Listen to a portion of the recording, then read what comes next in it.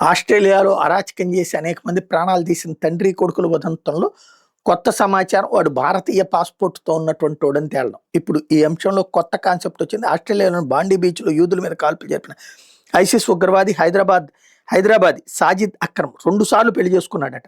98 నవంబర్లో student వీసాతో Australia వెళ్ళిన Sajid 99లో European మహిళ వెనేరా గ్రోసోని పెళ్లి చేసుకున్నాడట. అక్కడ అమల్లో ఉన్న సాధారణ పద్ధతిలో పెళ్లి చేసుకున్న ఈ జంట 2000 సంవత్సరంలో హైదరాబాద్ వచ్చారు. అక్కడ సాజిద్ తల్లిదండ్రుల సమక్షంలో మరోసారి నికా చేసుకున్నాడు. వీళ్ళకి 2001 ఆగస్టు 12 నవీద్ పుట్టాడు. వాడికి 15వ ఏట తండ్రితో కలిసి హైదరాబాద్ వచ్చాడు. అప్పట్లో కొద్ది రోజులు టోలీ చౌకీలో ఉండి దూద్ బౌలీలో ఉన్న స్థిరాస్తుల్ని అమ్మేసి వెళ్ళాడు. ఉగ్రవాద బాట పట్టిన సాజిద్ నవీద్ భవిష్యత్తులో ఎదుర్కోబోయే పరిణామాలను ముందోహించి ఉంటారని నిఘా వర్గాలు చెప్తున్నాయి.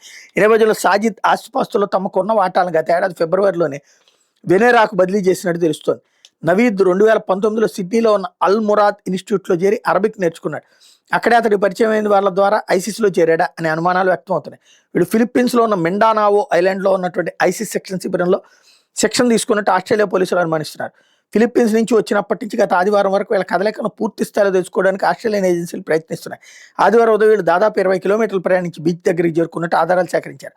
బాండీ బీచ్ మారణ హోమంలో పాల్గొన్న ఇరువురిలో సాజిద్ పోలీసు కాల్పులో చనిపోగా నవీద్ గాయపడి ఆసుపత్రిలో చికిత్స పొందుతున్నాడు. వీటి మీద న్యూ సౌత్ వేల్స్ పరిధిలోని బాండీ బీచ్ పోలీసులు మొత్తం 59 నేరాలకు పాల్పడినట్టు అభియోగాలు మోపారు. వీటిలో 15 హత్యలు, ఒక ఉగ్రవాద చర్యకు సంబంధించిన ఉన్నాయి. సాజిద్ నవీదులు వినియోగించిన కార్లను పోలీసులు స్వాధీనం చేసుకున్నారు. సాజిద్ వినియోగించిన కార్లు 6 తుపాకీలు, 2 ఐసిస్ జెండాలు స్వాధీనం చేసుకున్నారు.